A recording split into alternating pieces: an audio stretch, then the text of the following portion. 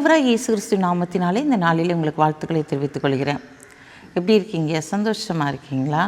உங்களை சந்திக்கிறதுல மிகுந்த மகிழ்ச்சி அடைகிறேன். பிறந்த நாளை திரும்ப நாளை கொண்டாடுகிற பிள்ளைகளை இயேசுவின் நாமத்தினால் ஆசீர்வதிக்கிறேன். நம்மளை அநேக பிரச்சனைகளோடு கூட போராட்டங்களோடு கூட வாழ்ந்து கொண்டு இருக்கிறோம். இந்த பிரச்சனைகள் என்னை விட்டு விலகி போகாதா? இந்த போராட்டம், இந்த வியாதி என்னை விட்டு விலகி போகாதா?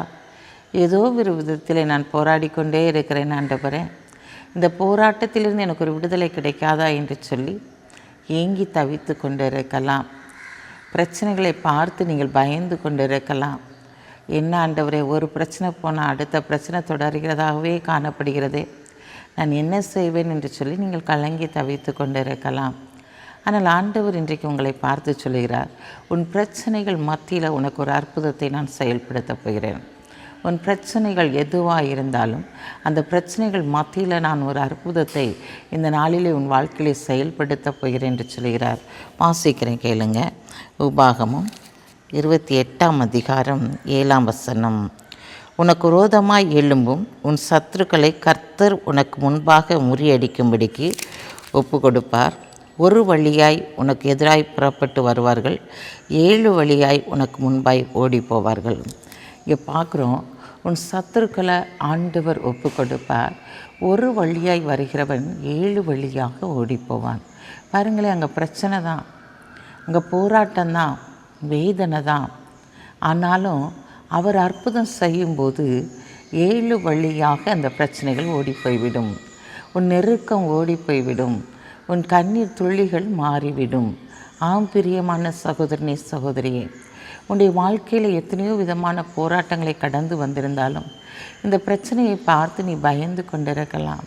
ஆண்டவரே, இது எப்படி முடிய போகிறது என்று தெரியவில்லையே, இந்த காரியம் எப்படி ஆண்டவரே எனக்கு சக்ஸஸாக முடியுமா, அல்லது இது வேதனையில் போய் முடியுமா என்று சொல்லி நான் கலங்கி தவித்து கொண்டிருக்கிறேன். ஆண்டவரே, என்னுடைய வாழ்க்கையில் இதுக்கு ஒரு அற்புதத்தை செய்ய மாட்டீரா என்று சொல்லி நீங்கள் கலங்கி தவித்து கொண்டிருக்கலாம்.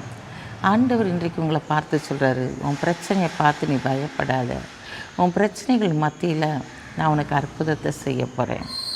இந்த பிரச்சனை உனக்கு ஒன்றும் இல்லாமற் போய்விடும் என்று சொல்லுகிறவர் உன் அருகிலே கடந்து வந்திருக்கிறார். ஆண்டவர் உன்னுடைய கையிலே அந்த பிரச்சனையை ஒப்பு கொடுத்திருக்கிறார். அந்த பிரச்சனை ஒன்றும் இல்லாமல் நிர்மூலமாக்கப்பட போகிறது.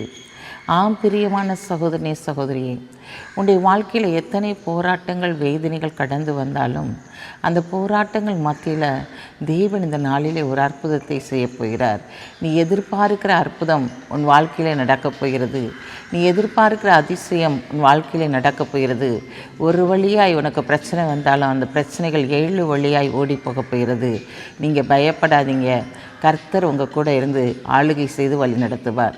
கண்களை மூடி ஜெபிப்போம். அன்புள்ள ஆண்டவரே, இந்த நாளுக்காக உமக்கு நன்றி செலுத்துகிறேன் ஐயா. இந்த நாளிலும் பிரச்சனைகள் மத்தியில் ஆண்டவரே நீர் அற்புதத்தை உங்களுடைய பிள்ளைகளுக்கு செய்ய போகிறீர். ஆண்டவரே, மகனே, மகளே, ஏன் பயப்படுகிறாய்? இந்த பிரச்சனைகள் மத்தியில் நான் அற்புதத்தை செய்து உன்னை கனப்படுத்துவேன். நான் உன்னோடு இருக்கிறேன் என்பதை அநேகர் அறிந்து கொள்ளும்படியான காரியங்களை நான் உன்னதத்திலிருந்து செயல்படுத்தப் போகிறேன் என்று சொல்லுகிறவர் உன் அருகிலே கடந்து வந்திருக்கிறார்.